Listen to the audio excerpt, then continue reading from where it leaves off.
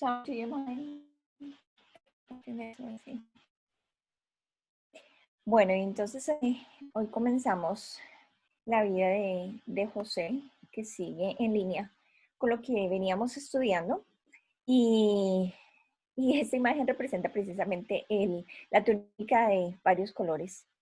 Y también representa a José, el cual era un soñador, no realmente porque se imaginaba cosas, sino porque el Señor a él le habló en sueños. Y bueno, más adelante voy a añadir aquí un poquito, realmente en esta parte de la Biblia, de hoy no vemos mucho, pero vamos a entrar en la cronología. Aquí seguimos recordando que si alguien llega a levantar la mano, me colabora eso, que no puedo verlos a todos. Seguimos aquí, el año 0 es donde se divide y vamos todo a la derecha, así que todavía estamos antes de Cristo. En el año aproximadamente 1914 al 1805, recordemos que entre más antiguo el tiempo, más grande el número. Entre más se acerca al año 0, que es el nacimiento de Jesucristo, entonces se hacen más pequeños los números. Y más adelante vamos a llenar más datos, así que nos quedamos en este punto y luego añadimos más y más una vez que veamos más datos sobre la vida de José. En la parte de Sumeria, lo que es Mesopotamia, Babilonia, está reinando Hammurabi o Hammurabi, y ahí se desarrolla el código legal del cual hablábamos como unas 5 clases atrás, donde todavía está la estela en el Museo de Inglaterra, Museo Británico, y muchas de las leyes que fueron creadas más o menos 3000 en el año 3500 antes de Cristo, así que hace 5500 años más o menos, fue cuando se creó esa estela. Estela es una roca, una piedra grande negra, casi que de unos 3 metros o un poquito más, y hay muchísimas leyes que regían al pueblo babilónico, toda la civilización de Sumeria. Y muchos, como decíamos antes, de estas leyes aún están activas, en uso en el código legal de los países. Esto sucede en el año aproximadamente 1792 o 1750, nuevamente antes de Cristo. En este mismo tiempo donde está la historia de José, está el Reino Medio, que está en las dinastías 11 y 12, lo cual es aproximadamente en el año 2050 al 1800 antes de Cristo. Ahí se desarrolló una cosa que se llama el mural de Beni Hassan. Cuando les mande la guía, entonces les mando la foto y lo que representa. Y el día de hoy, entonces, desarrollamos un poquito la historia de José en el tiempo, Egipto en el tiempo de José. La palabra de Dios dice que José tenía más o menos 17 años cuando fue vendido como esclavo por sus hermanos y estuvo más o menos 12 años prisionero en Egipto.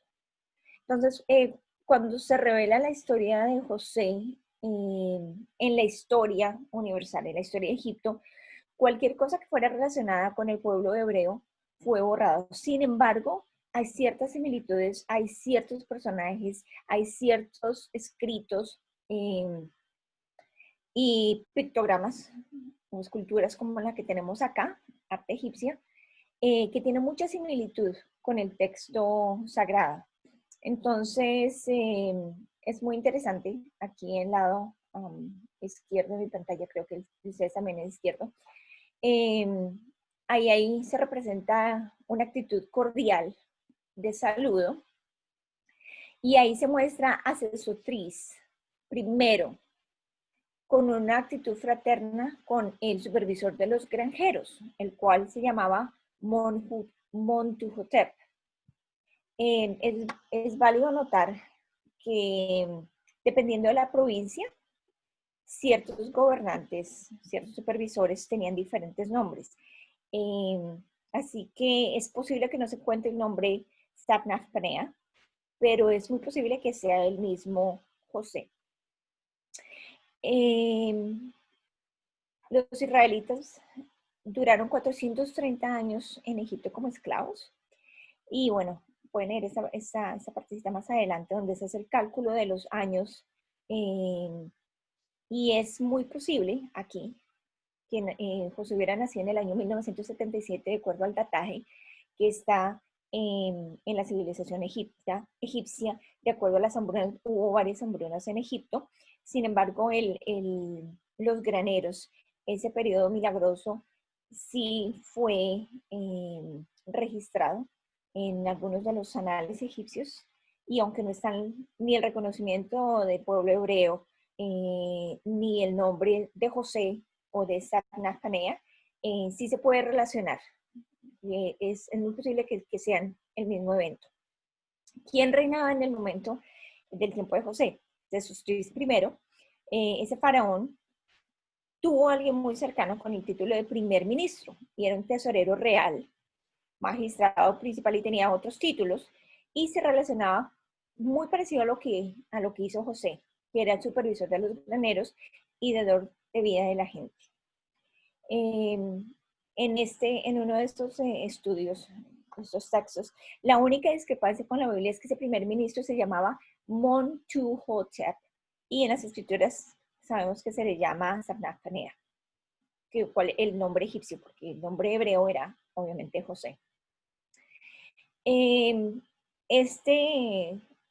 reinado de Sesostris primero, ellos construyeron un canal, y se le atribuye a José que él hizo diferentes canales para poder regar la tierra de Egipto, obviamente que pasar el agua, y así desarrollar la agricultura, ya que Dios le había dado de antemano los sueños, le había revelado el significado de los sueños que le había dado al faraón, y que se pudieran preparar para poder sobrevivir la hambruna de los 7 años. El canal de agua de estos antiguos se llama el Canal de José, como dato interesante. Aquí es necesario mencionar que es muy probable que la construcción del templo haya iniciado realmente en el año 960, y esto nos llevaría al año 1903 como el año de nacimiento de José. Luego, el año 1873, que se reducen los años, como el año en que lo nombran el gobernador de Egipto. Ahí sería el rey Sesostris III. Esto nos da dos posibilidades más, que pueda ser el Sesostris II, quien reinó en el año 1895 y el 889, y se le considera porque este faraón realizó grandes obras agrícolas. Una tercera posibilidad es el faraón que haya sido Ameneftah, el cual es hijo de Sesostris III. Así que finalmente solamente se reduce a 4 posibilidades: Sesostris primero, segundo, tercero, o el Ameneftah. Y de acuerdo a todos los otros datos que han hecho los arqueólogos, los estudiosos, el más probable es que sea el Sesostris III. Eso como un poquito de contexto histórico y arqueológico acerca de la vida de José. Habíamos hablado la vez anterior acerca del proceso de momificación de los egipcios y lo que hacían. Algo interesante que haciendo la investigación encontré es que se cree, yo les había dicho, o habíamos hablado, que las pirámides se creía que se habían construido para hacer las tumbas de faraones. Sin embargo, voy a seguir investigando muchísimo más porque parece que tenían otros propósitos, y se relacionaba con la astrología, con muchos aspectos espirituales, más que si fuera una tumba. Así que bueno, a la próxima vamos a hablar de los dioses y todo ese aspecto espiritual de la civilización egipcia.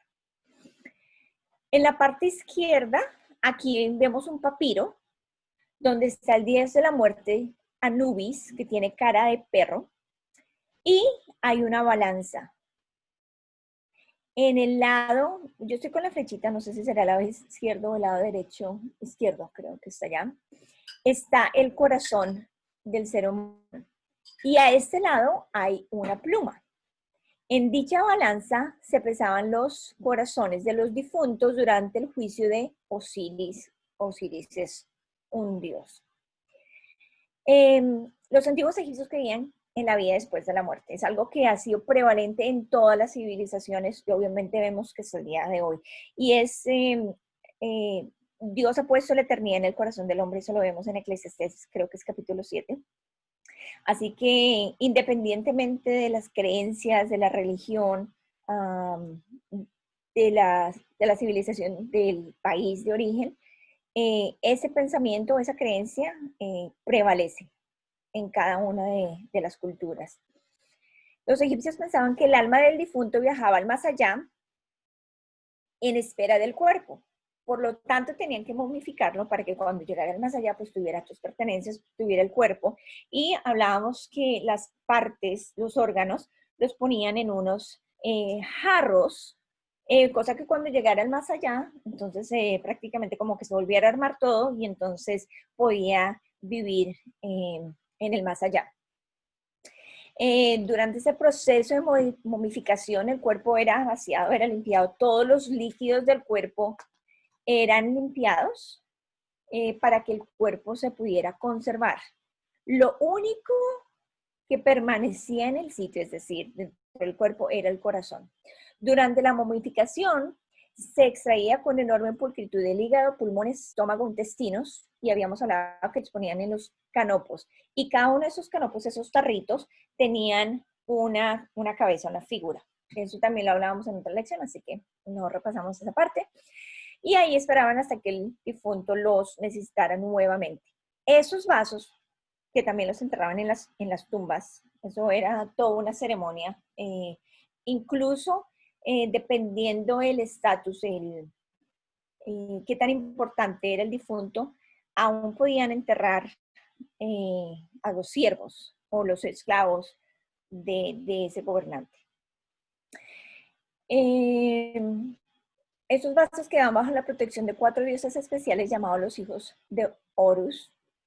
Como dije, en la próxima clase vamos a hablar de los dioses y vamos a ver la similitud entre los dioses sumerios y los egipcios, porque ellos como que se van pasando el uno para el otro y son bastante importantes en el contexto bíblico y en el contexto histórico también. El cerebro era el único que se desechaba, simplemente no cumplía ninguna función en el más allá. Y también es importante notar cuando hicimos el estudio del Shema, cuando hablábamos del corazón y de la mente, de Deuteronomio 6, capítulo 6, versículo 4 al 9, que en la antigüedad el corazón era el que llevaba los pensamientos, las emociones, el conocimiento, porque en ese tiempo no se entendía que hubiera un cerebro, una mente. Así que todo el peso de las emociones, del conocimiento y de los pensamientos recaían en el concepto de corazón. El corazón en el antiguo Egipto tenía un papel muy importante y es bastante interesante ver la similitud del concepto de la importancia del corazón viéndolo desde el punto bíblico. Según la traducción del antiguo Egipto, el final del viaje al más allá terminaba en el juicio, en el cual, como vemos en este papiro, en esa inscripción, se pesaba el corazón en una balanza que se llamaba la psicostasis. En un plato de la balanza, como ya habíamos dicho, estaba el corazón y en el otro una pluma de avestruz, el cual era el símbolo de la diosa Mat. Esto era todo un espectáculo, habían sacerdotes y algunos de ellos también se bañaban en oro. Bueno, eso era una ceremonia total. Si el corazón pesaba más que la pluma, significaba que el muerto estaba lleno de culpas y no había actuado correctamente y por lo tal debía ser devorado por Amit, la cual era una bestia mitológica que era una diosa con cabeza de cocodrilo, cuartos delanteros de león y cuartos traseros de hipopótamo. Se armaban esta figura. En caso contrario, se entendía que el difunto había realizado una buena vida, una vida justa y estaba preparado para renacer en el más allá. A la derecha de la balanza se encontraba Tot, el dios de la sabiduría, está aquí, representado con la cabeza de Iris, que certificaría el resultado del pesaje y lo transcribiría en una tablilla. También es interesante saber que ellos colocaban, cuando estaban haciendo ese proceso de momificación, ellos colocaban un escarabajo en la altura del corazón. Han visto películas que hablan de Egipto, van a ver que el escarabajo también tiene una importancia muy grande. Bueno, simbolismo. Poco a poco vamos armando el rompecabezas del simbolismo sumerio y egipcio. Y se le llamaba el escarabajo del corazón, pues creo, y se tallaba en una piedra verde. Ahí tenía escrito el capítulo 30 del libro de los muertos. La misión de ese escarabajo era asegurar que el corazón no testificase en contra del fallecido, en otras palabras, que no contara los secretos del muerto. Seguramente a estas alturas ustedes van a estar preguntándose cuánto pesa realmente un corazón sano, un corazón humano, y si es de mayor o menor peso que la pluma de un avestruz. Pues bueno, el corazón humano oscila entre 280 y 300 gramos en el varón y 230 y 280 gramos en la mujer. El peso de la pluma del avestruz no sobrepasa los 200 gramos. Así que muy interesante. ¿Quién pasaba, quién no pasaba, si hacían trampa o no? Bueno, eso es parte de la historia. Es muy interesante ver ese concepto de pesar el corazón, ya que el corazón nuestro, el Señor también lo va a pesar.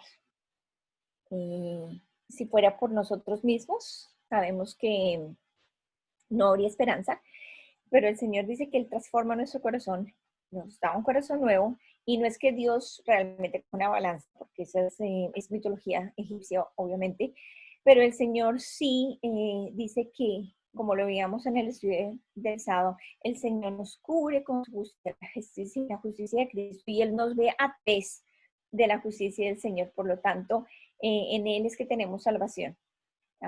Si lo fuéramos a mirar desde el lente de la mitología egipcia, creo que ninguno pasaría la prueba, porque todos hemos pecado y hemos sido destituidos de la gloria de Dios.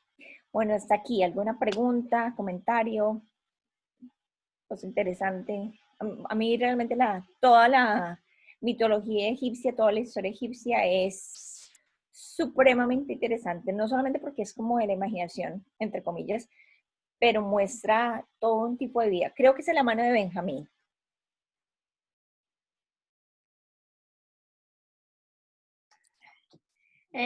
Para no decirlo tan largo, lo que tú dijiste, Escarabajo. el escarabajo, eso se llama un cáliz. Y también habían otros objetos que se guardan como un libro, que eso es que guiaba a la persona por unos ciertos como... ¿Laberintos? no laberintos, como unas ciertas puertas, que ese libro traía unos ciertos conjuros como para matar a un monstruo en cada puerta.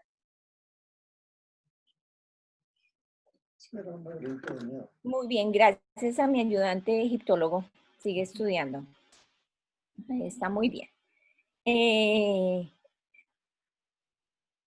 Algo que tenemos que, y por eso estudiamos la otra historia, porque todo este tipo de conocimiento, de ritos, de tipo de vida que están en las naciones o en las civilizaciones cercanas donde se desarrolla el pueblo de Israel, todo esto viene a influir al pueblo de Israel. Y lo vemos, cuando vayamos mirando más acerca de los reyes y de los jueces, vamos a ver la influencia que tienen, y porque Dios constantemente está diciendo que no se mezclen o que acaben con cierto pueblo, lo cual es muy interesante cuando hay una persona que no es cristiana y dice, o quizás es atea y dice, ese Dios de la Biblia es un Dios sanguinario, destruye a todos, cómo pueden creer en un Dios que mata hasta a los niños. Bueno, poco a poco se está armando ese rompecabezas para que podamos entender por qué Dios dice lo que dice, las reglas que dice, las leyes que le da al pueblo. Si alguna pregunta más adelante, la copien o me la pasan, me la dicen.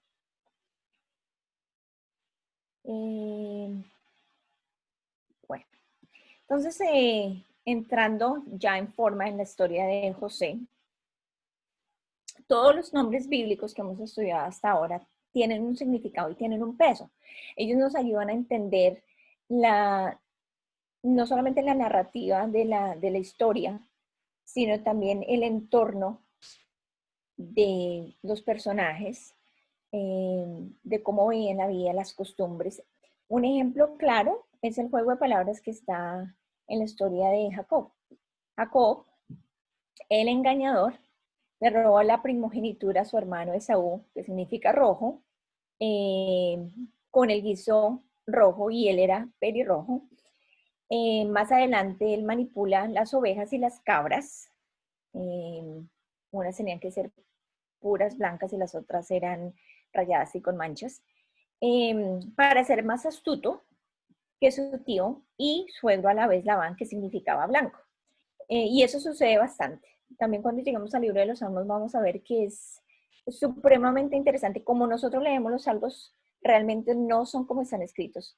Y todas las escrituras no tienen ni capítulos, ni versículos, es una narrativa. Por eso a veces les enviaba videos que nos ayudan a entender si es poesía, si es metáfora, si es alegoría en cada uno de los textos, porque eso nos ayuda a entender cuál es la intención del autor y obviamente no solamente el escritor, sino el autor, que es el Señor, porque él escribe de acuerdo a la cultura de ese tiempo para que ese pueblo lo entienda. Asimismo, cuando Jesús está hablando, lo hace con ejemplos que esa sociedad entiende.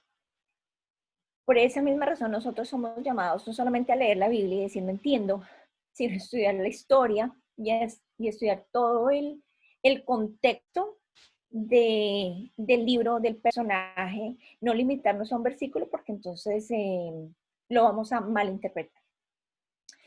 José, ya habíamos dicho que tenía 17 años cuando toda esa historia se desarrolla.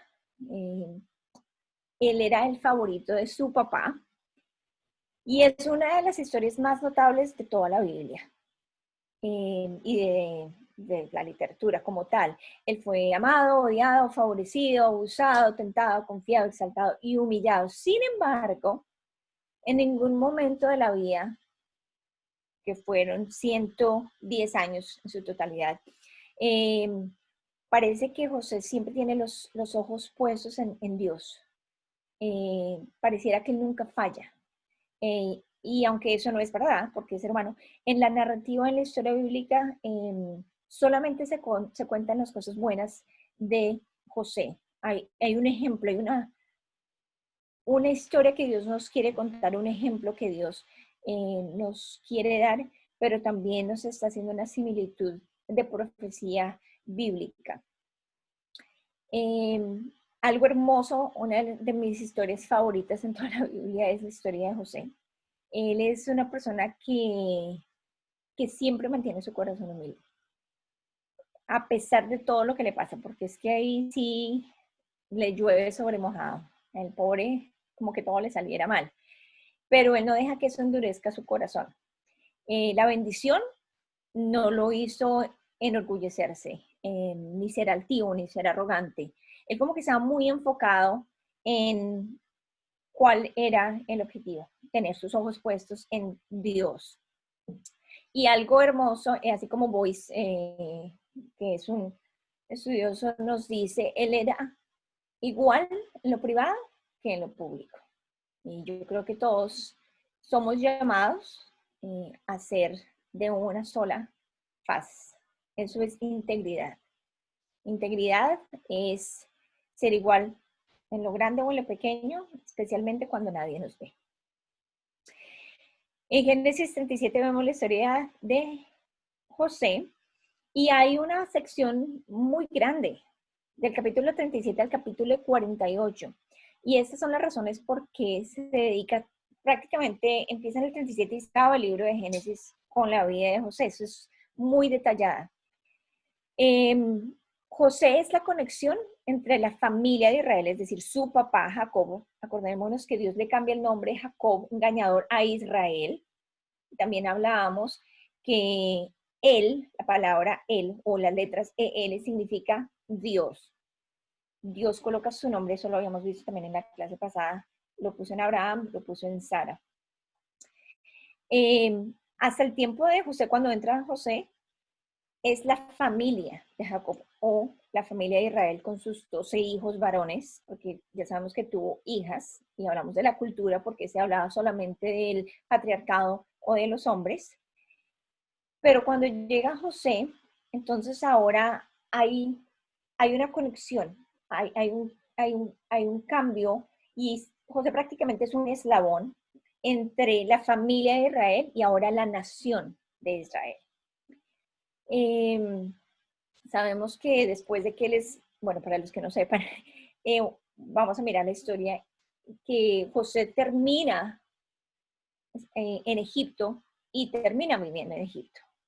Y ahí es cuando se convierte en esa nación. La segunda razón es que José es el tipo de Cristo. Cuando hablamos de tipo de Cristo, es como el ejemplo o la visión de lo que iba a venir. Así que cuando vean esa palabra que diga tipo de, significa el ejemplo de algo, una tipología. Y José es la tipología más completa en toda la Biblia acerca de Cristo. No porque José fuera perfecto, porque no lo fue, ni tampoco fue sin pecado. Sin embargo, como ya les había dicho anteriormente, sus transgresiones no fueron registradas en las escrituras, no fueron documentadas. Existe una gran cantidad de paralelos entre la vida de José y la vida de Jesús. Sin embargo, hay que aclarar que dentro de toda la historia de José, en ninguna parte se dice, él es la tipología de Cristo. Sino es una revelación que se hace a través de estudiar las escrituras que se ven esos paralelos. Entonces, aquí hay 5 cosas donde podemos ver esa tipología de Cristo. La primera, los dos fueron los amados de su Padre. Entonces vamos a hacer aquí un ejercicio rápido, Biblia en mano. Y yo voy a mirar en la otra pantalla. Bueno, le voy a pedir a Patico, a la familia Rivera. Entonces, allá cada uno va a buscar un versículo de los que están en el A. Voy a dejarle en la pantalla para que vean. Entonces, la familia Rivera, la sección A. Vamos a poner ahí, si Edison está, si lo veo, vas a buscar Génesis 37:4 y ahí da Juan 15:25. La familia Jurado, creo que está Alejandro y Sandra. Entonces, Génesis 37, versículo 18 y Mateo. Esa la buscan ustedes. Samuelito, si encuentras Génesis 37, versículo 24, por favor. Lalish, Mateo 27, 35 al 37. Y la familia Duque, los que estén ahí, repártanse en esos versículos, por favor.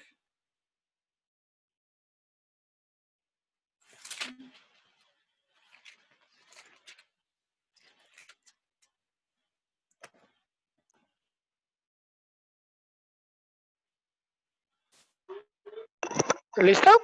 Listo, si están, entonces pueden comenzar. Buenas noches para todos.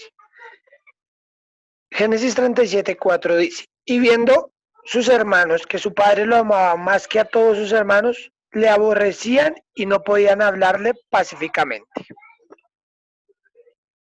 Amén. Y aquí, este es el B, y ahorita pasamos a la cuando lo encuentre la familia Rivera.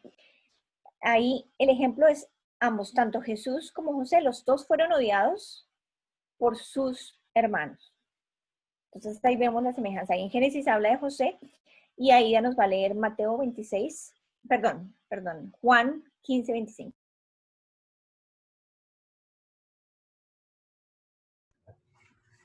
Juan o Mateo 3:17, Jimenita?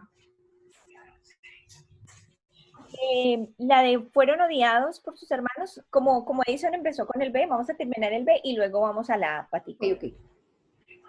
Pero no veo a Ida, no sé si ustedes me dirán, no alcanzo a ver, creo que ahí ya no está. Bueno, voy a leerlo, creo que se acabó de ir.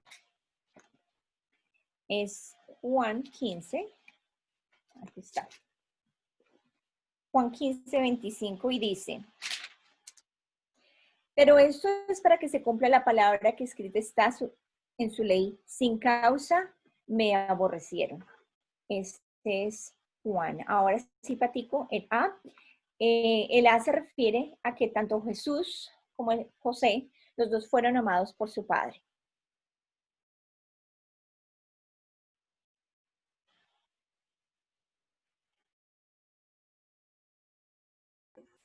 Entonces, ahora sí, Génesis 37:3. Ya voy. Génesis 37:3. Y amaba Israel a José más que a todos sus hijos, porque lo había tenido en su vejez, y le hizo una túnica de diversos colores. Amén. Amén. Amén. Y ahí, Sofi o tu mami, que busquen los otros, Mateo 3:17 y Juan. Algo particular que vemos en la historia de José es que su papá, Israel, es decir, Jacob, le da una túnica especial. No se la da a ninguno de los otros hijos. Y esto causa un celo. Esto causa un malestar entre todos los hermanos porque mostraba favoritismo, obviamente. Mateo 3:17. Y hubo una voz de los cielos que decía: este es mi Hijo amado, en quien tengo complacencia.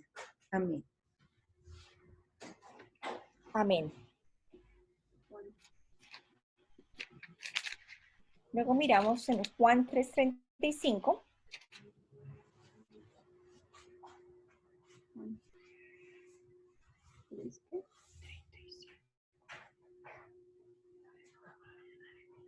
Ay.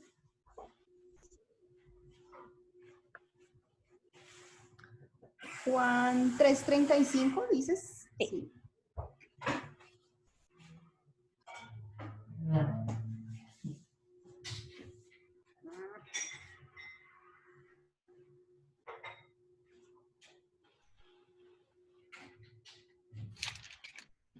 Juan, del libro 1 de Juan.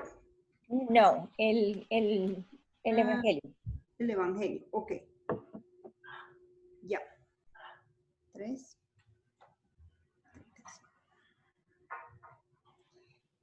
El Padre ama al Hijo y todas las cosas ha entregado en su mano. Amén. Ahí mismo en Juan 5:20 nos dice el Señor: porque el Padre ama al Hijo y le muestra todas las cosas que Él hace y mayores obras que éstas le mostrará, de modo que vosotros os maravilléis. Y estos versículos simplemente son para confirmar esas declaraciones que estamos leyendo. Ya no me acuerdo a quién le dije, así que espero que ustedes sí se hayan acordado. En ambos casos, los hermanos conspiraron para asesinarlos. Los hermanos de José y los hermanos que eran el pueblo judío para asesinar a Jesús. Génesis 37, versículo 18.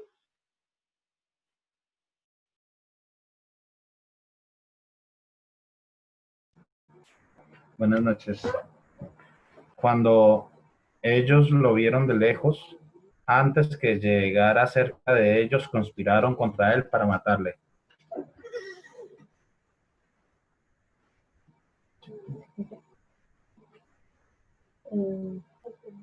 Cuando le hubieron crucificado, repartieron entre sí sus vestidos, echando suertes para que se cumpliese lo dicho por el profeta. Partieron entre sí mis vestidos y sobre mi ropa echaron suertes, y sentados le guardaban allí, y pusieron sobre su cabeza su causa escrita: este es Jesús, el Rey de los judíos. Amén. Gracias. La letra D, los hermanos de José lo asesinaron de intención o con intención en el corazón, porque aunque a José no lo mataron, pero en su corazón sí querían matarlo. Simbólicamente también lo hacen cuando lo tiran a la cisterna. La cisterna es como un pozo donde almacenaban ellos agua, eso se le llama cisterna. No es un pozo, pero pareciera un pozo. Y asimismo, los hermanos del Señor Jesucristo, es decir, su pueblo, no estamos hablando de los hermanos de carne. Más adelante miraremos que el Señor Jesucristo sí tuvo hermanos en la carne, pero se refería a su pueblo. Ellos sí lo asesinaron en la vida humana aquí sobre la tierra. Entonces, creo que es Samuelito y Laura.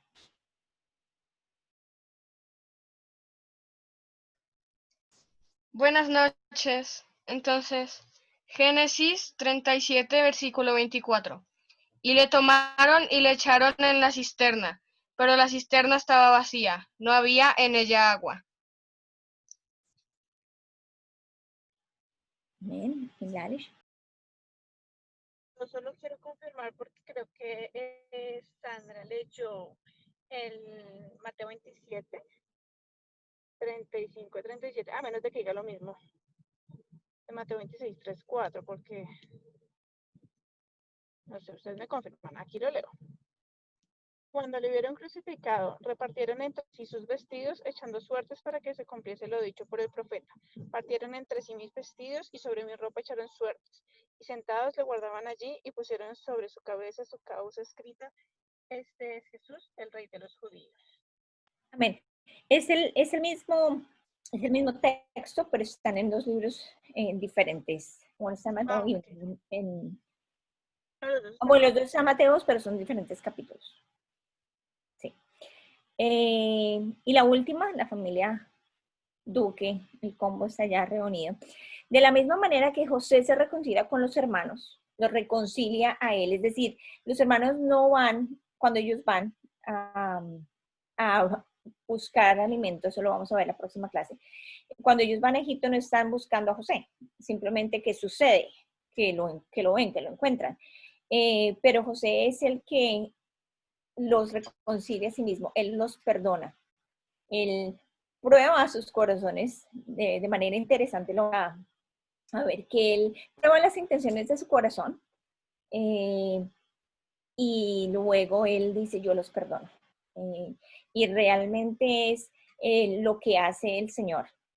En la segunda venida, después hablaremos también, que ha de suceder muy pronto, el Señor va a reconciliar y a convertir el corazón del pueblo de Israel. Él los trae a Él y los transforma, los reconcilia en Él, así como Él lo ha hecho con nosotros, con el perdón de los pecados, Él nos ha reconciliado con Él.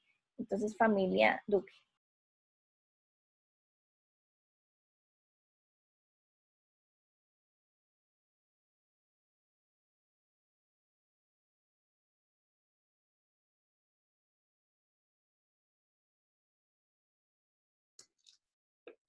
Sí. Ya. Génesis capítulo 45 del versículo 1 al 15. Voy a esperar un segundo para que encuentren este pasaje. Para mí es uno de los más interesantes este acontecimiento. Dale, empieza a leer. Dice el Señor, dice, no podía ya José contenerse delante de todos los que estaban al lado suyo y clamó, haced salir de mi presencia a todos. Y no quedó nadie con él. Al darse a conocer José a sus hermanos, entonces se dio a llorar a gritos, y oyeron los egipcios, y oyó también la casa de Faraón. Y dijo José a sus hermanos, yo soy José, ¿vive aún mi padre? Y sus hermanos no pudieron responderle, porque estaban turbados delante de él. Entonces dijo José a sus hermanos, acercaos ahora a mí. Y ellos se acercaron, y él le dijo, yo soy José vuestro hermano, el que vendisteis para Egipto. Ahora pues, no os entristezcáis ni os pese de haberme vendido acá, porque para preservación de vida me envió Dios delante de vosotros. pues ya ha habido 2 años de hambre en medio de la tierra, y aún quedan 5 años en los cuales ni habrá arada ni siega. Y Dios me envió delante de vosotros para prepararos posteridad sobre la tierra, para preservaros, perdón, y para daros vida por medio de gran liberación. Así pues, no me enviasteis acá vosotros, sino Dios, que me ha puesto por padre de Faraón y por señor de toda su casa y por gobernador de toda la tierra de Egipto. Daos prisa, id a mi padre y decidle, así dice tu hijo José, Dios me ha puesto por señor de todo Egipto. Ven a mí, no te detengas. Habitarás en la tierra de Gosén y estarás cerca de mí tú y tus hijos y los hijos de tus hijos, tus ganados y tus vacas y todo lo que tienes. Y allí te alimentaré, pues aún quedan 5 años de hambre para que no perezcas de pobreza tú y tu casa y todo lo que tienes. He aquí vuestros ojos ven y los ojos de mi hermano Benjamín que mi boca os habla. Haréis pues saber a mi padre toda mi gloria en Egipto y todo lo que habéis visto, y daos prisa y traed a mi padre acá. Y se echó sobre el cuello de Benjamín su hermano y lloró. Y también Benjamín lloró sobre su cuello. Y besó a todos sus hermanos y lloró sobre ellos, y después sus hermanos hablaron con él.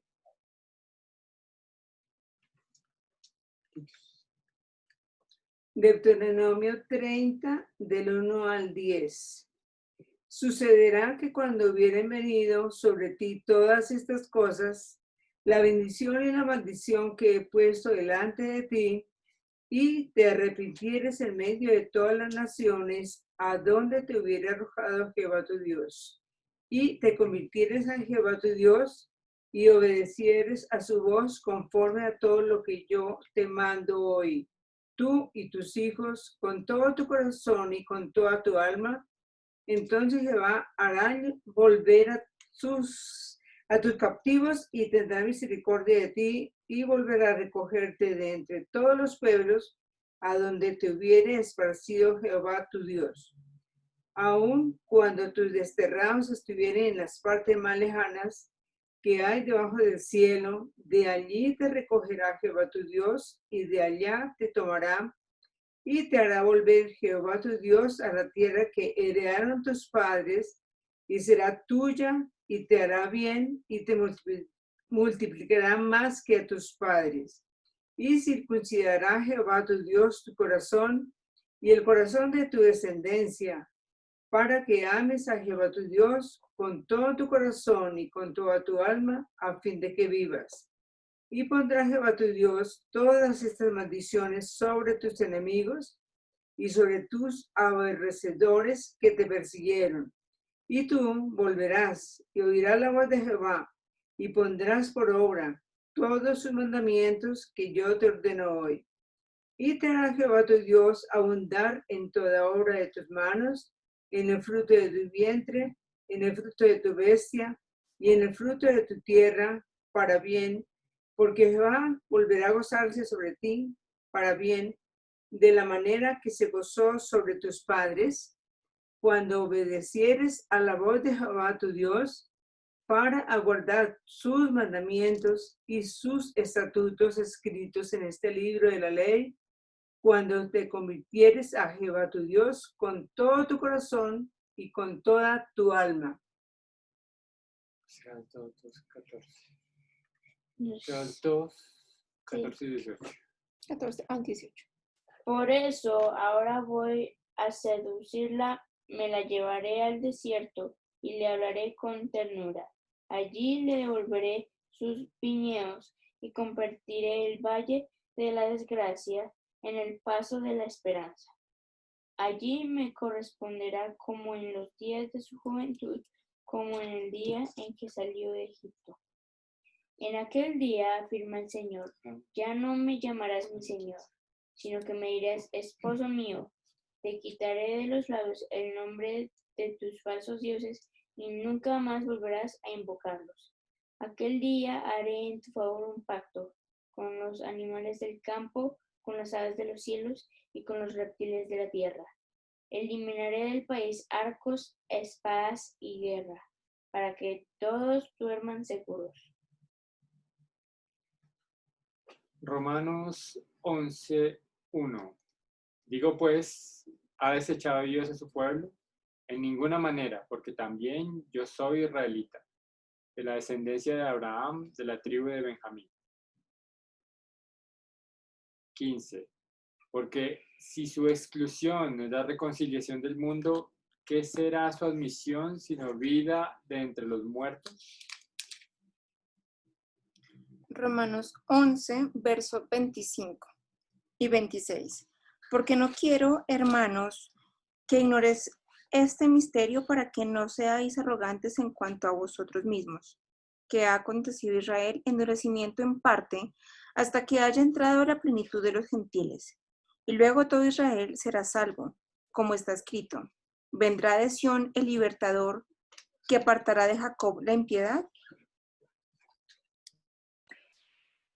Amén. Qué maravilloso. En la parte de Génesis estamos hablando de la reconciliación literal de la historia de José con sus hermanos. En la de Deuteronomio estamos viendo la bendición que viene de Israel como promesa por la obediencia que tiene el pueblo de Israel, pero que se origina desde Abraham, Israel, Jacob y José. En Oseas es una profecía en que tipifica lo que Cristo hace por nosotros, que Él nos ama. La historia de Oseas es hermosa para otro día. En Romanos, en todos esos versículos, está ratificando la promesa que Dios le hizo al pueblo de Israel atrás, en el Antiguo Testamento. A través de Cristo Jesús, ellos son reconciliados, y creo que está ahí en el versículo 15 precisamente, que dice el versículo 25 es que a Israel, ha acontecido a Israel endureciendo en parte hasta que haya entrado la plenitud de los gentiles. Nosotros somos los gentiles, el periodo del tiempo de la iglesia. Viene la promesa que el Señor va a reconciliar al pueblo de Israel. Bueno, eso es un tema interesante para otro día. Entonces, todos estos textos es para la similitud, como decía al comienzo, entre la vida de José, que es un tipo de Cristo, ese patriarca mesiánico, y la vida de nuestro Señor Jesucristo. Rápidamente hablamos de los sueños de José. Ya habíamos hablado que el papá le daba una túnica y que es posible que tuviera un tipo de hilo especial, era decorada, tenía bastante valor, así que no era una ruana sencilla. El hecho de que tuviera hilo de color no era sencillo, entre comillas, tinturar el hilo con o el lana, lo que fuera. Era costoso comprar la tinturilla o el material que ya tuviera el color. Rubén es el primer hijo, a él es el que le correspondería la primogenitura. Sin embargo, él la pierde a causa de su pecado de incesto, y aquí encuentran los versículos, no vamos a ir allí, pero les exhorto de que lo busquen para que se entienda que tampoco fue arbitrario. Aunque obviamente Jacob quería que José fuera el primero, pero Rubén la perdió por su pecado. Los que seguían eran Simón y Leví. Sin embargo, ellos fueron excluidos por la violencia que vimos la clase pasada, que ellos cometieron en Siquem tratando de vengar a su hermana, Dana. Y ahí también están los versículos, si lo quieren repasar. Judá, entonces ahí ya empezamos a conectar, ¿verdad? Leví, las tribus sacerdotal, Judá, empieza a ser como que un poco más sentido de, bueno, ¿quién es esta gente? Judá, el cuarto hijo, era el próximo heredero. José era el número 11. Y era el favorito porque era el primogénito con su esposa amada, la favorita, por la que trabajó 14 años. No sé si se acuerdan de la historia, ¿cierto? O sea, sufrió. Era su primer hijo y por eso estaba ese ese lugar especial en el corazón de Jacob. Y por eso es que finalmente le pasa, entre comillas, en su corazón la primogenitura a José. Pero algo de notar es que, ¿de qué tribu viene el rey David? ¿De qué tribu viene el Señor Jesús? Casi que está el primogénito por el pecado de los otros, Judá, y bendición al pueblo de Israel por José, por ser el primogénito por parte de su esposa amada Raquel. José tiene 2 sueños y este muchacho de corazón muy noble, pero al mismo tiempo era, por ser joven, no medía cómo decir sus palabras, y él muy animado suelta el sueño, les cuenta, y eso lo vemos en 37, versículos 5 al 8, así que si vamos a Génesis, por favor. Génesis 37, versículo 5 al 8, y soñó José un sueño y lo contó a sus hermanos, y ellos llegaron a aborrecerle más todavía. O sea, no era suficiente el resto, sino que ahora sí, no, pues se las dio José. He aquí, y él les dijo, oíd ahora este sueño que he soñado. He aquí que estábamos manojos en medio del campo, y he aquí que mi manojo se levantaba y estaba derecho, y que vuestros manojos estaban alrededor y se inclinaban al mío. Le respondieron sus hermanos, ¿reinarás tú sobre nosotros o señorearás sobre nosotros? Y le aborrecieron aún más a causa de sus sueños y sus palabras. No necesariamente muestra que José tenía ningún tipo de orgullo, simplemente, como yo creo que a todos nos ha pasado, un sueño, uno está emocionado y habla antes de pensar. Obviamente que él ya sabía que había este tipo de animosidad en contra de él. De pronto él no entendía muy bien por qué, porque los hermanos ya eran grandes, estamos hablando de 30 para arriba, y él decía, pero bueno, ¿qué fue lo que yo hice? Y aparte de eso, entonces, el niño consentido de papá, el mejor regalo mientras que los otros estaban trabajando con las ovejas, y aparte de eso, los sueños. Ellos en ese momento no entendían que Dios realmente era el que les estaba hablando a José. Ellos creían que simplemente él quería enseñorearse de sus hermanos. O sea, el más chiqui de la casa, y se creyó el mayor. Ya lo odiaban, le dicen, reinas tú sobre nosotros, y ellos entendían el significado del sueño. No le preguntaron a José qué significa eso. Fue muy claro el sueño de lo que él estaba contándoles. Algo relevante en este sueño es el hecho de que se involucren los manojos de trigo. Y la última posición de José sobre sus hermanos, cuando él está en Egipto, tiene mucho que ver con la comida. Esa es parte del primer sueño. En el segundo sueño, si vamos al 37, versículo 9 al 11, dice, soñó un otro sueño y lo contó a sus hermanos diciendo, he aquí que he soñado otro sueño, y he aquí que el sol y la luna y 11 estrellas se inclinaban a mí. Y lo contó a su padre y a sus hermanos, y su padre le reprendió y le dijo, ¿qué sueño es este que soñaste? ¿Acaso vendremos yo y tu madre y tus hermanos a postrarnos en tierra ante ti? Y sus hermanos le tenían envidia, mas su padre meditaba en esto.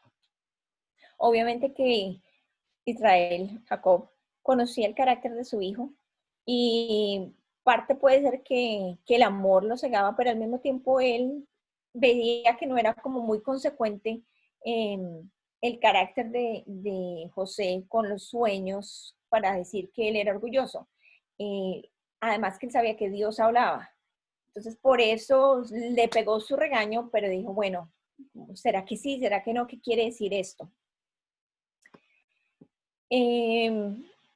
Como tengo ahí escrito, es posible que ya en el segundo sueño, no necesariamente que hubiera arrogancia, pero se oyó como si la tuviera. Y el simple hecho de decir, a Dios me habla a través de los sueños, pudo haber causado algo. Vuelvo y digo, simplemente eso es una interpretación, porque la escritura no revela nada acerca de ese tipo de sentimiento que hubiera tenido José. algo interesante es que Jesús, Él quiere que nosotros pensemos antes de hablar. Y a veces el Señor nos puede revelar cosas que solamente son para nosotros, porque es que el corazón humano siempre está inclinado al orgullo. Es como que algo innato en nosotros y nos esforzamos, pero como que a veces nos sale y uno dice, ay Señor, pero no era mi intención. Y es un proceso de refinamiento que yo creo que dura para toda la vida. En esa porción, cuando Jacob dice, ¿acaso vendremos yo, tu madre y tus hermanos a postrarte en tierra ante ti?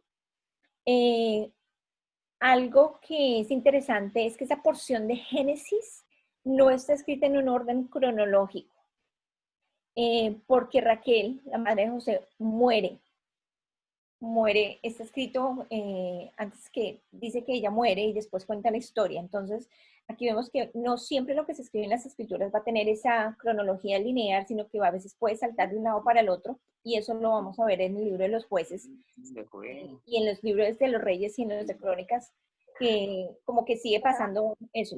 ¿Vas a ver, Adriana? Para despedirme de todos. Ya creo que tenía por ahí disponible ya. Ok. Así que esto es algo importante de prestar atención, porque ese tipo de saltarse al pasado o al futuro, como que no tiene esa coherencia lineal, no es porque esté desorganizado, simplemente es para resaltar cierta historia o cierta característica o cierto momento en esas historias.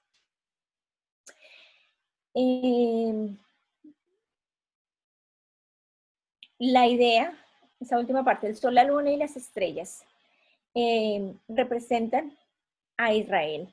Y en Apocalipsis 12:1, es muy interesante, lo voy a leer.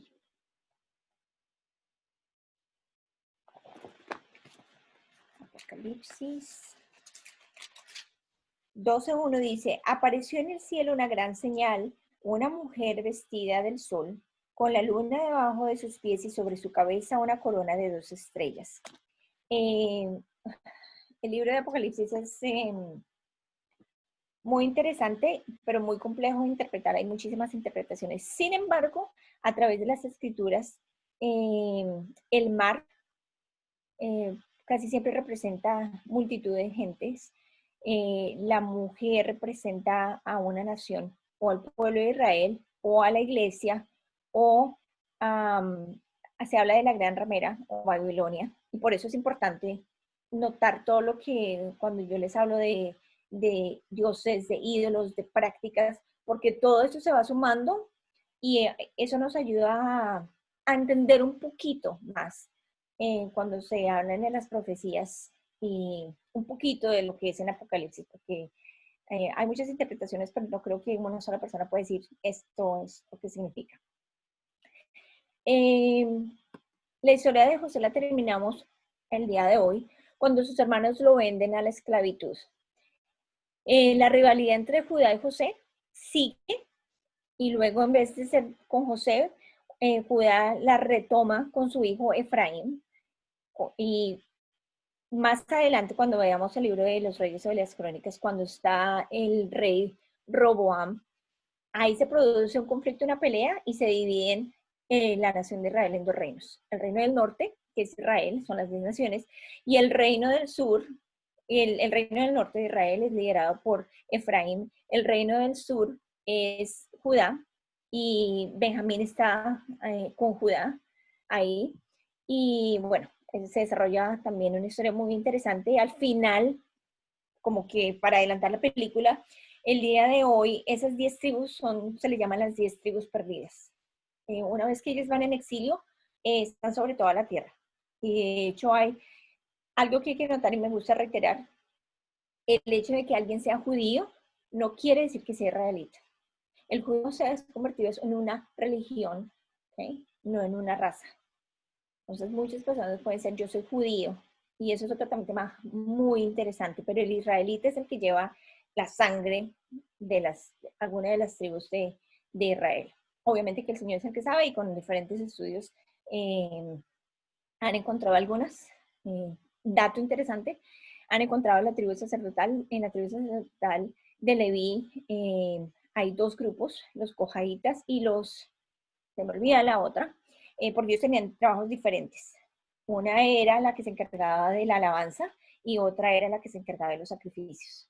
Y en los estudios de ADN que han hecho, encontraron los que hacían los rituales del sacrificio de los animales. También en Israel tienen una escuela de levitas, donde están niños de la tribu de Leví y los están entrenando para prepararlos para la venida de Cristo. Ellos están totalmente separados, les enseñan como si fuera en el Antiguo Testamento, todos los rituales, toda la ley, y solamente están esperando prácticamente la construcción del tercer templo, porque ellos creen que al adelantar todo este tipo de cosas, los utensilios del templo, construir el templo, así adelantarán la venida del Mesías, del Salvador. Eso era un paréntesis interesante, que después hablamos un poquito más de profecía bíblica. ¿Alguna pregunta hasta aquí? Ok, todos bien, bueno. Entonces, antes de que yo les ponga, y ahora sí, pregunta, tengo dos preguntas, a menos que sean lectores rápidos. Las dos preguntas del día de hoy: arrogancia y humildad. El que quiera participar, ¿qué es arrogancia y qué es humildad? Todavía no me manden la Biblia, todavía no. O sea, allá vamos a llegar, pero todavía no. ¿Qué es para ustedes arrogancia y qué es humildad? Vivi quiere hablar. Quería aportar, más bien,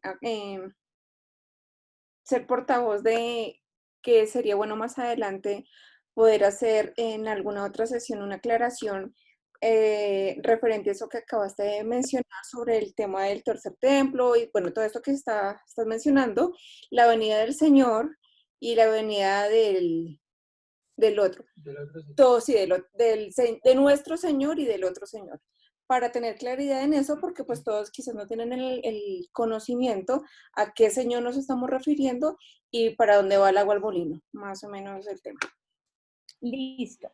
El tema es extenso, interesante y, bueno, emocionante y todos los antes. Lo que podemos hacer, y ya Vivi hace un anuncio al final, podemos hacer una pequeña introducción.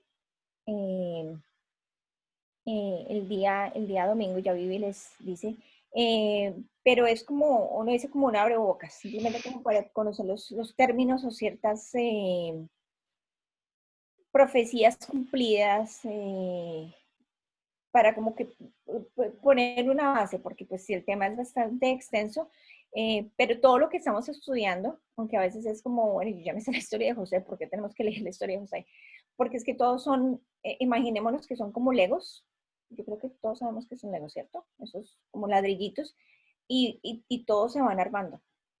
O sea, tiene que haber una base, como cuando uno construye una casa y después uno va poniendo los ladrillitos para poder después ver el edificio, o si fuera un rompecabezas es la misma historia. Bueno, arrogancia y humildad. ¿Qué es para ustedes arrogancia? ¿Qué es humildad?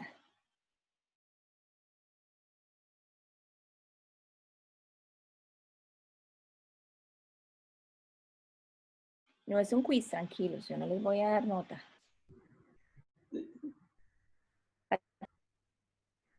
Bueno, para mí bueno, no hablemos de la persona, hablemos de la arrogancia como tal. Pero para mí la arrogancia termina siendo como esa fuerza de competir porque yo tengo la razón y porque el resto no corresponde o el resto no debe ser tenido en cuenta. O sea, arrogante es como precisamente eso, tener la razón en diferentes circunstancias sin importar lo demás.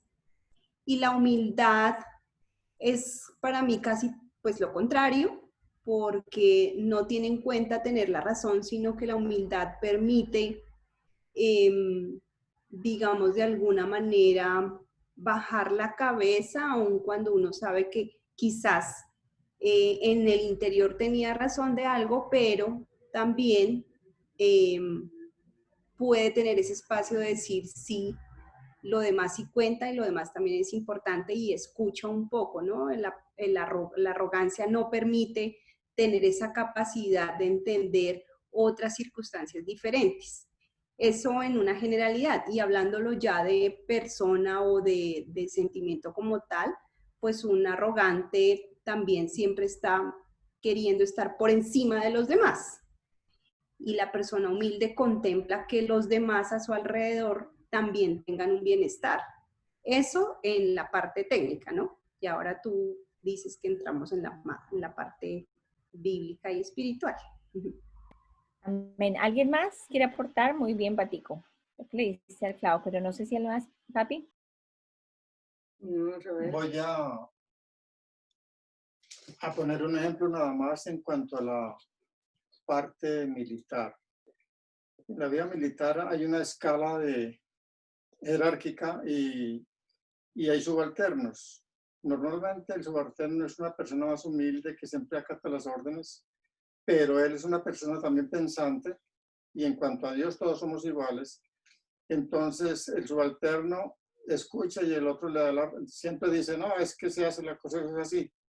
Y el subalterno dice, pues yo acepto lo que me dice y usted tiene la razón, pero especialmente cuando no la tiene. O sea, el arrogante siempre quiere imponer su voluntad. El subalterno, el humilde, el sencillo, medita las cosas y reconoce, o sea, puede discernir dónde está verdaderamente el valor espiritual. Y siempre el humilde siempre va a acudir a Dios y ante todos él va a decir lo que le pasó a José. De pronto él escucha la voz de Dios, reconoce quién es el que está hablando y obedece. El humilde es aquel que le obedece la voz al Señor. El arrogante no escucha la voz de Dios, sino quiere imponer su propio concepto. La otra parte. Bien, hermano. Muy bien, gracias, papi. Lalish. Yo creo que también, ya llevándole la característica y como los calificativos humanos, una persona arrogante busca como el reconocimiento. ¿Me escuchan? ¿Más o menos? Espérate, yo que turnos vienen manos libres. Aló, ¿ya? Listo. Yo creo que una persona arrogante como que también busca por medio de sus actitudes que con justificación o sin justificación le sea reconocido. Busca como el reconocimiento público y siempre hacerse mostrar. Y pues complementando lo que decía Patico, la arrogancia es la carencia de la humildad. Una persona arrogante no tiene esa cualidad de ser humilde. Y como que la persona humilde, llevándolo a la humildad, es la persona como que le gusta estar detrás de bambalinas, como dar como lo mejor de sí, pero no busca ese reconocimiento. Como que en su corazón está ese ser dadivoso de dar lo mejor, de tranquilidad, de lo contrario a la soberbia, no buscar ese reconocimiento.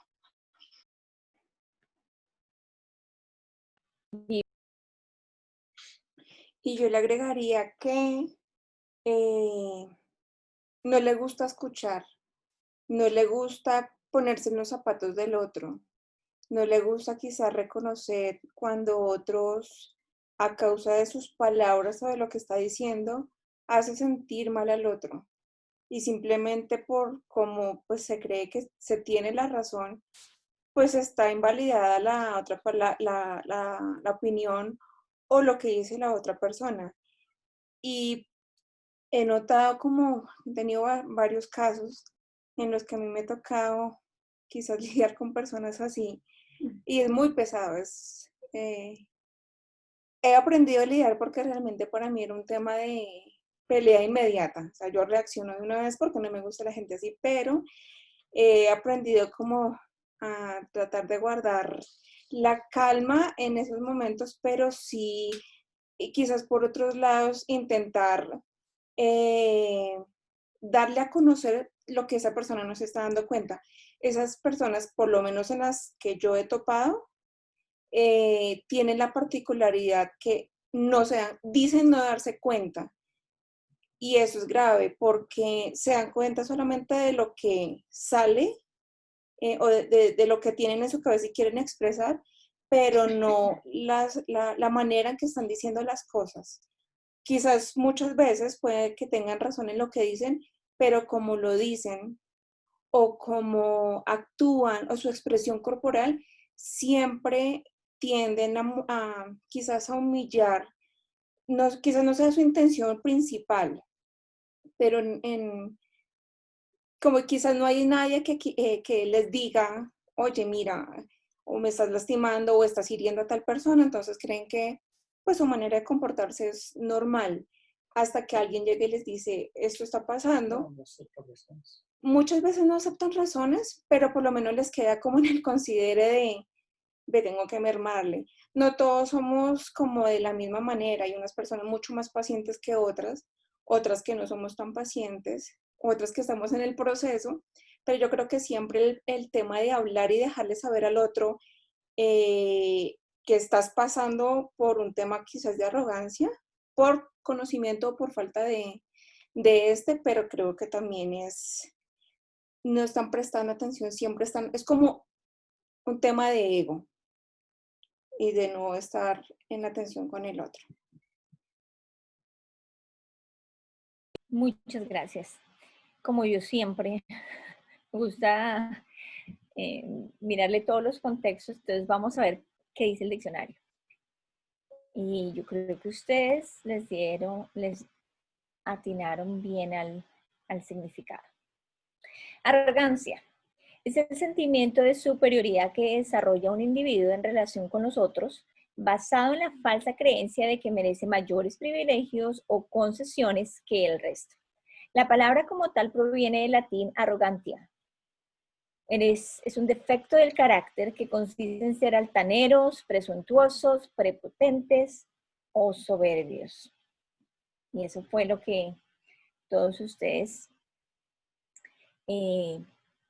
dijeron. Así que estaba justo en el blanco. Ahora, ¿qué es la humildad? La humildad es una virtud humana atribuida a quien ha desarrollado conciencia de sus propias limitaciones y debilidades y obra en consecuencia. La humildad es un valor opuesto a la soberbia.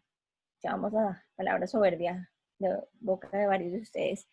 El significado de humildad se relaciona con su origen etimológico. Como tal, la palabra proviene del latín humilitas, que a su vez proviene de la raíz humus, que quiere decir tierra. Y es decir, bajo, lo más bajo, centrado. Se desprende, por lo tanto, tres sentidos. La humildad como valor, la humildad como origen socioeconómico y la humildad como sumisión. ¿Qué dice la palabra? La arrogancia. Prácticamente en cada situación donde la Biblia menciona la arrogancia, el orgullo o la soberbia, es como un comportamiento o una actitud que Dios detesta. La Biblia nos dice que aquellos que son arrogantes y tienen un corazón soberbio son una abominación para Él. En Proverbios 16:5 dice, abominaciones al Señor todo altivo de corazón, ciertamente no quedará impune. Dios lo va a castigar. Dice Proverbios 6, versículo 16 al 19. De las 7 cosas que la Biblia nos dice que Dios odia son los ojos altivos. Es lo primero que se menciona. Jesús mismo dijo, lo que sale del hombre es lo que lo contamina. Y luego pasa a enumerar las 13 características de quienes están fuera de la gracia de Dios, con la arrogancia siendo considerada juntamente con la inmoralidad sexual y el homicidio. Así que, si todos por favor vamos a Marcos capítulo 7. Marcos capítulo 7, versículo 20 al 23.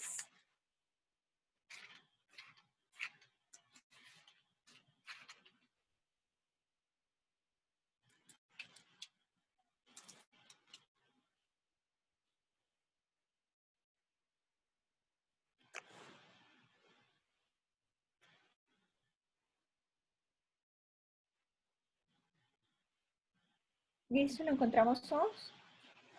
Vivi, ¿lo puedes leer en la traducción que tú lees siempre, por favor? Sí, señora. Gracias.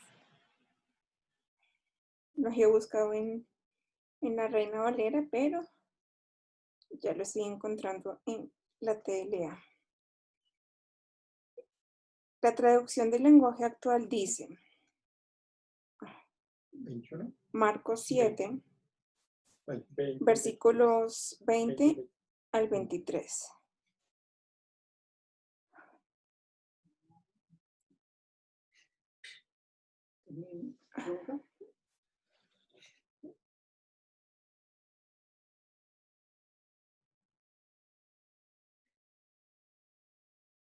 Y también dijo, lo que hace impura delante de Dios a la gente es lo que la gente dice y hace.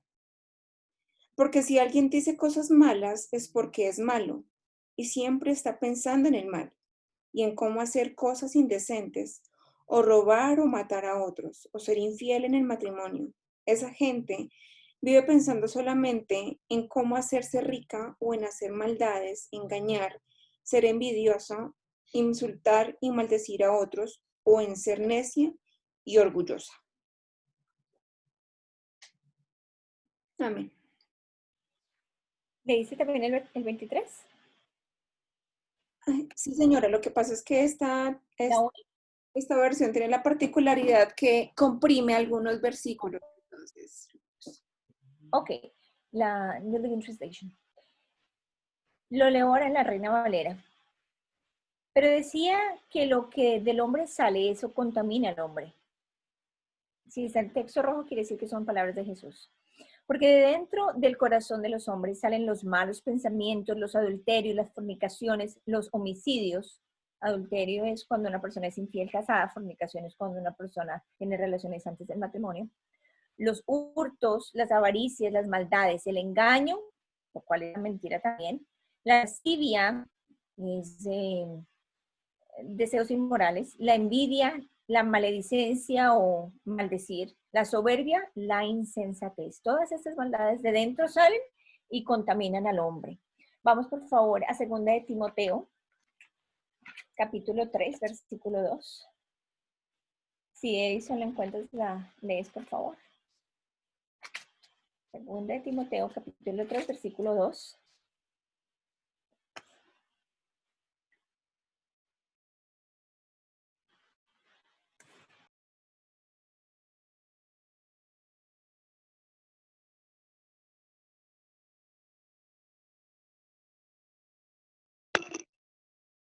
Listo. 2 de Timoteo, capítulo, 3:2, ¿sí? Sí. Porque, ¿me escuchan? Sí. Sí, te lo puedes alejar un poquito para que no suene. ¿Así mejor? Bueno, perfecto. Perdón. Porque habrá hombres amadores de sí mismos, ávaros, vanagloriosos, soberbios, blasfemos, desobedientes a los padres, ingratos, impíos. Amén, gracias. Y para darle un poquito de contexto, este capítulo 3 de 2 de Timoteo habla del comportamiento de las personas en los últimos tiempos.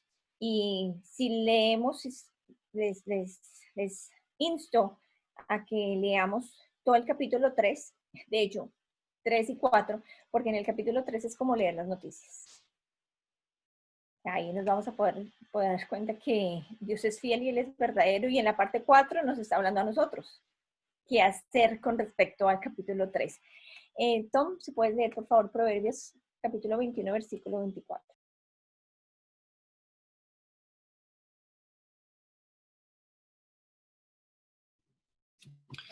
Dice, escarnecedor es el nombre del soberbio y presuntuoso, que obra en la insolencia de su presunción.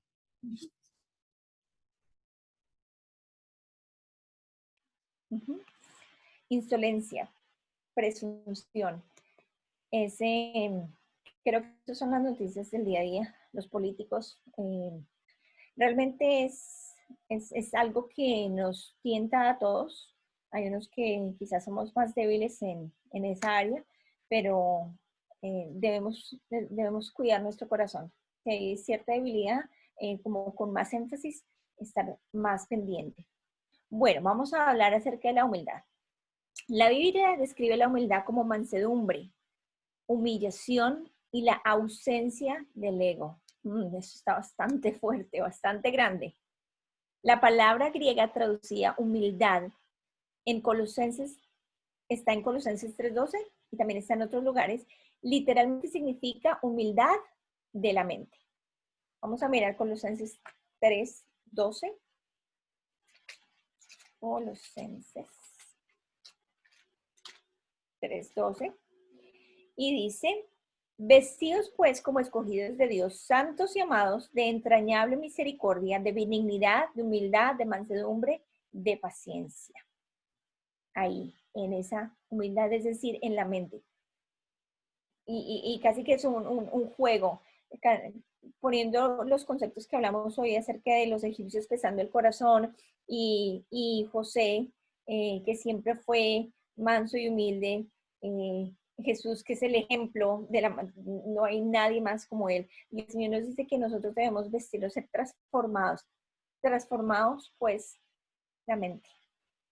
Lo que alimentemos nuestra mente, lo que veamos, lo que escuchemos, de eso va a salir de nuestro corazón. Así que vemos que la humildad es una actitud del corazón y no de una conducta externa. En un paréntesis, como lo que decían los fariseos, Señor, mírame que yo soy, y oro, y ofrendo, eso no era humilde. Las palabras decían, pero su actitud estaba lejos. Y el Señor lo compara con la viuda que dio lo único que tenía. Bueno, vamos a ver estos versículos, los voy a asignar, y entonces cada uno lo lee. Titus, Mateo 5:3. Alejandro, 2 Corintios 5:17. Papel, Gálatas 2:20. Lalish, Mateo 20:26 al 27.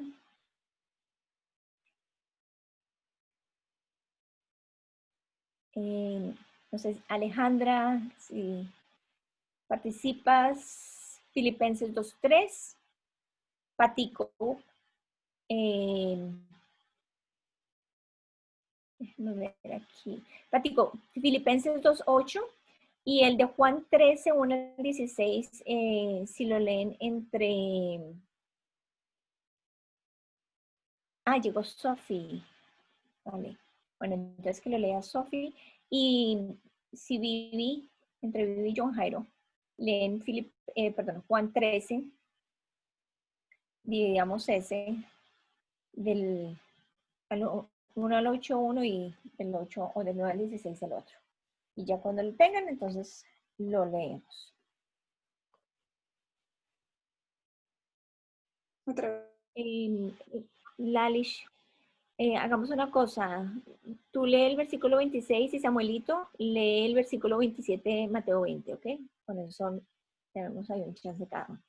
Bueno, comienza Mateo 5:3. Amén. Bienaventurados los pobres en espíritu, porque de ellos es el reino de los cielos.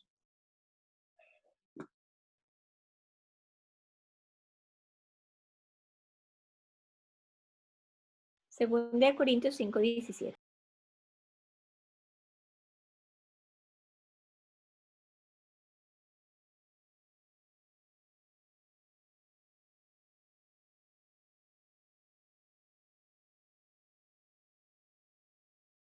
Creo que es Alejandro. ¿Sí? 5:16, 5:17. 17. De modo que si alguno está en Cristo, nueva criatura es. Las cosas viejas pasaron. He aquí, todas son hechas nuevas. En Gálatas 2:20. Gálatas 5:20. Perdón, Gálatas 2:20. Con Cristo estoy juntamente crucificado y ya no vivo yo, mas vive Cristo en mí. Y lo que ahora vivo en la carne, lo vivo en la fe del Hijo de Dios, el cual me amó y se entregó a sí mismo por mí. Amén. Mateo 20, versículo 26 y 27. Mas entre vosotros no será así, sino que el que quiera hacerse grande entre vosotros será vuestro servidor.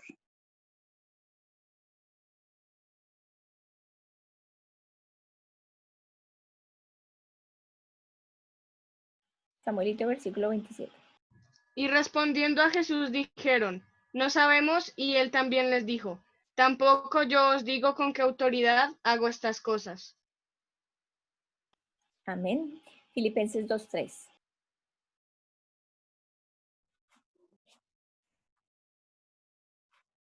Nada hay contienda o vanagloria, antes bien con humildad, estimando cada uno a los demás como superiores a él mismo.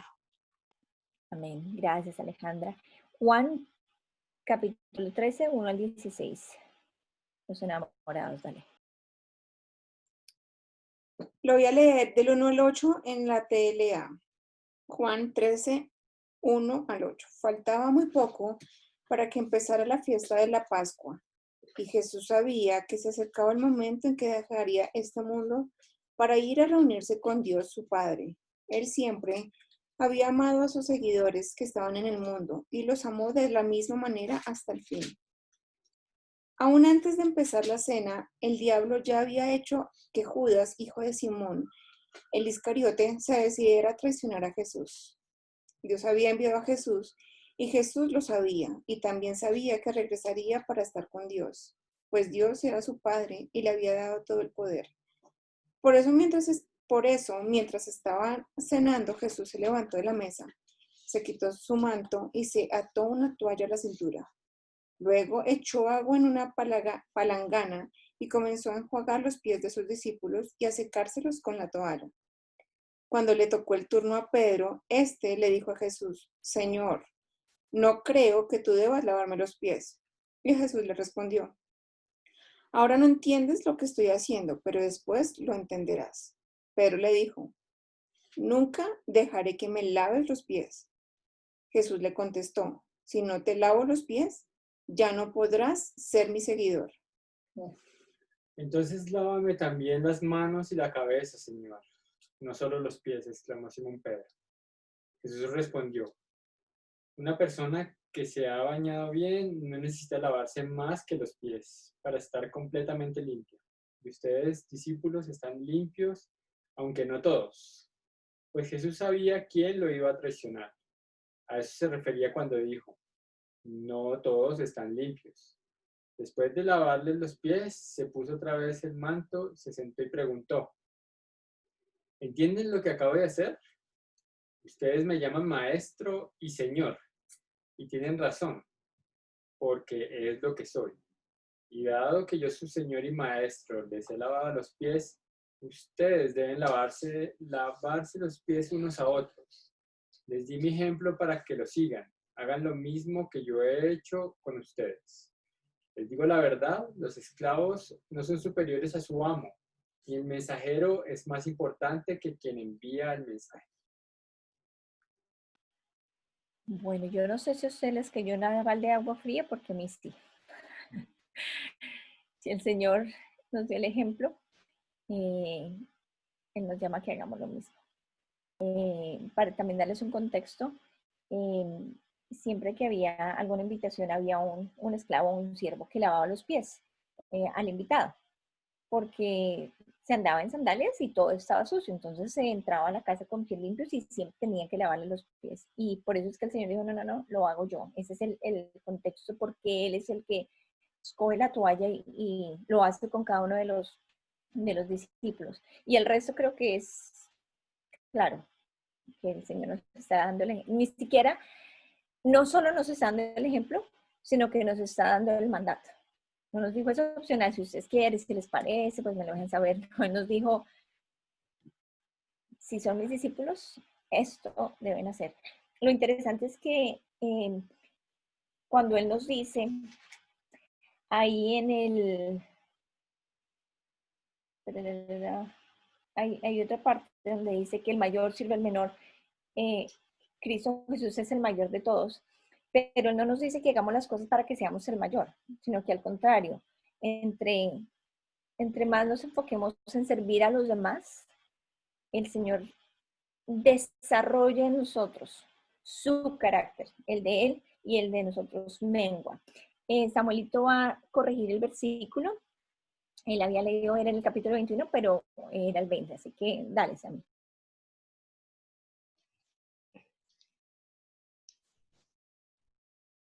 Y el que quiera ser el primero entre vosotros será vuestro siervo.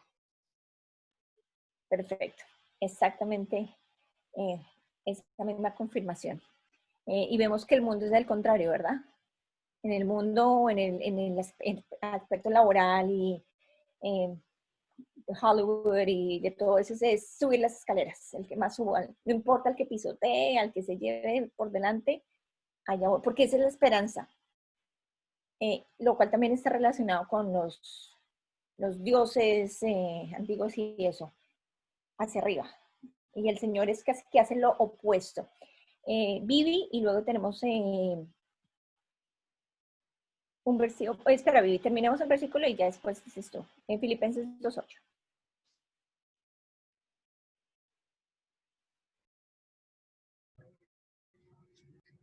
Y estando en la condición de hombre, se humilló a sí mismo, haciéndose obediente hasta la muerte y muerte de cruz.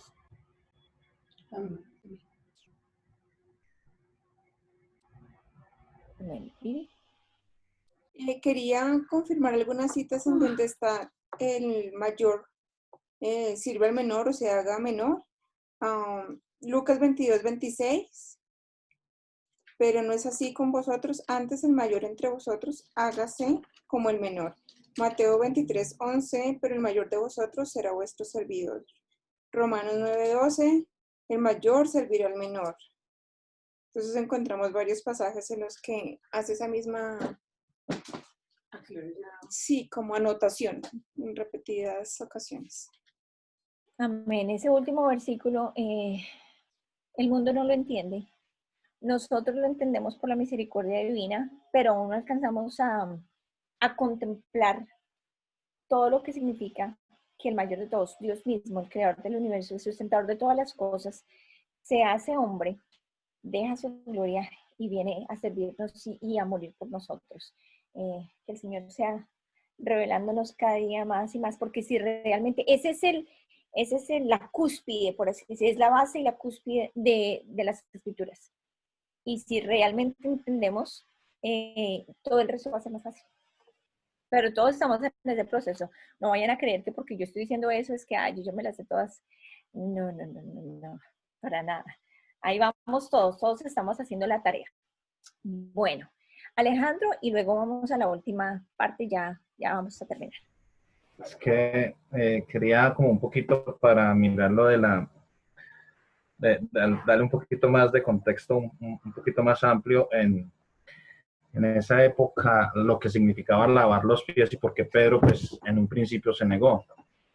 En ese entonces los señores cargaban esclavos que les servían, pues, para hacer todo tipo de cosas, ¿no? Digamos, los esclavos eran como los que cargaban, pues, todo el servicio.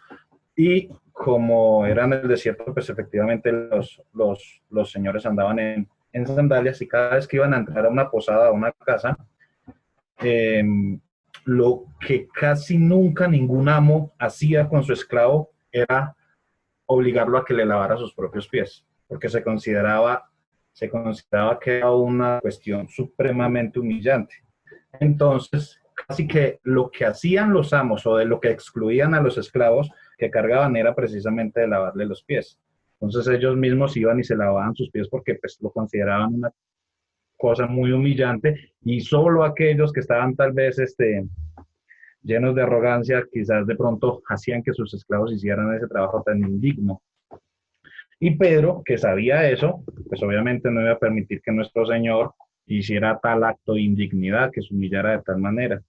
Entonces, digamos que conociendo un poco ese contexto, nosotros sabemos lo que el Señor hizo cuando le lavó los pies a los apóstoles, o sea, que hizo ni siquiera lo que se le obligaba a hacer a un esclavo, que no era ni siquiera digno, no era, es decir, era una cosa que ni siquiera a un esclavo se le obligaba, y el Señor entonces descendió un poquito más de lo que era un esclavo en aquel tiempo. Claro, entendiendo el contexto, entonces ese pasaje cobra un valor supremamente importante para nosotros. Era solamente eso. Alela. Gracias, Alejandro. Así es. Y es súper chévere entender el contexto de los pasajes, porque ahí uno aprende cultura, geografía, historia, y obviamente vamos a entender, como dice, se agranda todo el espectro de las escrituras. Entonces, bueno, ¿qué pasa con nosotros? ¿Qué nos dice el Señor que debemos hacer?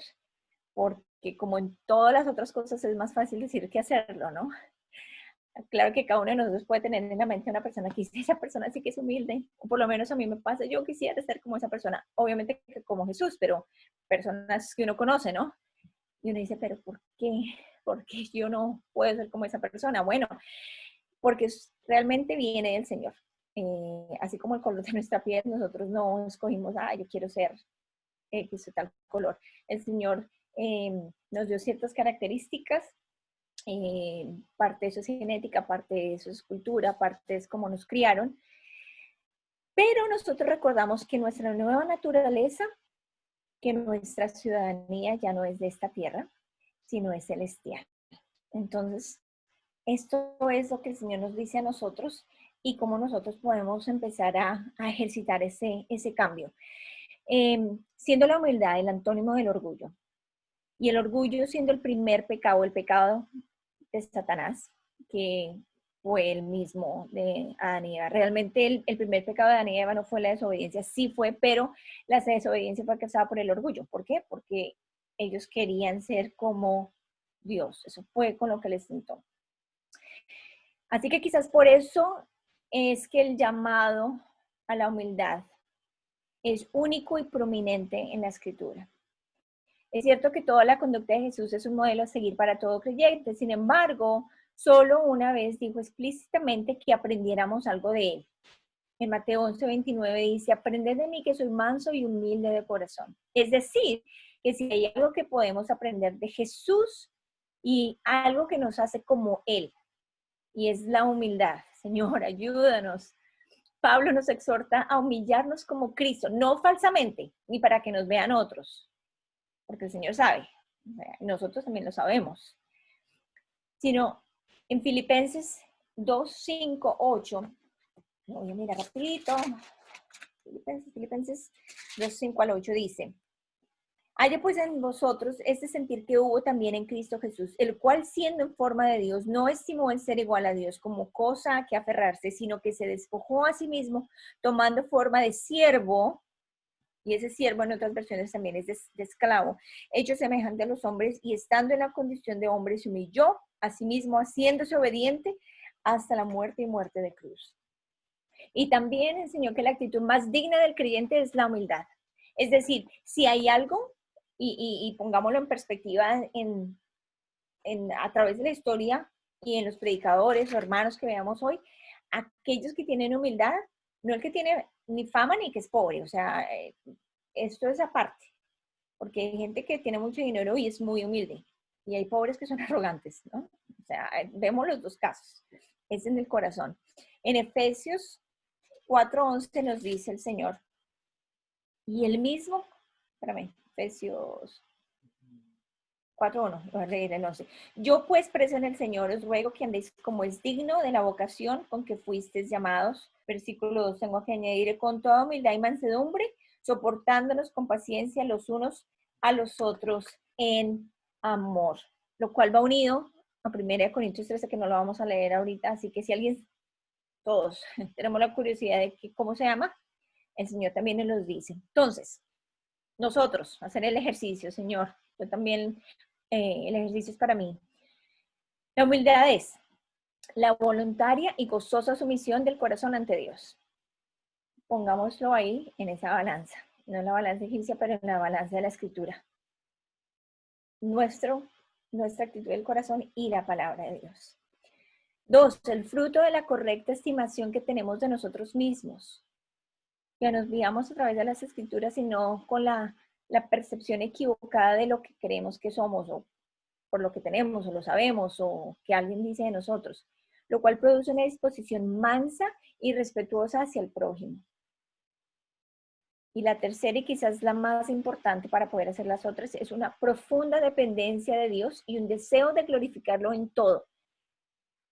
En todo, en lo que miramos, en lo que escuchamos, cómo saludamos, cuando alguien se cola o nos ofende o nos mira mal, cómo reaccionamos. Que el Señor nos conceda un corazón humilde y nos ayude a buscarle a Él y a rendirnos completamente. El resto de lo que van a encontrar aquí en la guía es, aquí tenemos los nombres de Dios, Jehová Nisi, Él es mi bandera. Él nos da la victoria contra ese orgullo, contra la carne, contra todas las batallas. Él es nuestro Jehová Nisi.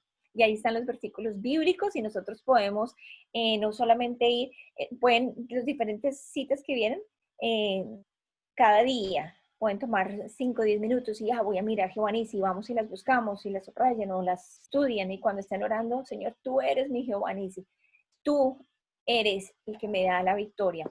También se conoce como Yahvé Nisi, es el nombre del altar que edificó Moisés después de derrotar a los amalecitas en Refidim. Más adelante vamos a saber qué es eso. Eso era un pueblo contra una gente. Isaías profetiza que la raíz de Isaí, está hablando de Jesús, se levantará como un estandarte para los pueblos. Así que ahí en ese texto, Isaías 11:10, es Jehová Nisi. Los sucesos del Antiguo Testamento que hemos estado viendo, 22, los vamos a utilizar en la vigilia que vamos a hacer. Ese es el anuncio que viví a hacer. También los personajes y los versículos. Entonces ahí está la lucha entre Jacob y un varón, lo vimos la clase pasada. La del día de hoy fue José es vendido como esclavo. No vamos a preguntar versículos necesariamente, pero sí por los hechos y más o menos de qué es o dónde está. Caleb, lo vamos a ver probablemente en dos semanas. Es el fiel compañero de Josué, que alentó a Israel a entrar a la tierra prometida en Cades Barnea, a diferencia de los otros 10 espías cobardes. Era un espía por cada tribu. Y solamente Caleb y Josué creyeron lo que el Señor les prometió. Ese es el versículo para esta semana. Así que recordémoslo cuando estemos en aprietos, porque Dios no nos ha dado un espíritu de cobardía o de temor o de miedo, sino de poder, de amor y de dominio propio. Dominio propio contra ese orgullo, contra esa aflicción, contra cualquier cosa que nos esté atacando en nuestras vidas. Y esta es la tarea. Muy fácil. Yo les di las tareas más difíciles al comienzo, ahora está difícil encontrar esas tareas. O sea, yo para ponérselas. Pero bueno, ahí las encuentran y al final, aquí hay algunos de los links, no los he actualizado porque era de la lección anterior, pero ahí van a encontrar links. Y cuando los abren, simplemente le dan clic ahí y les abre en internet. Y el video, si lo quieren ver o compartir, en la última diapositiva lo van a encontrar. Bueno, y con eso ya cerramos. Vamos a hacer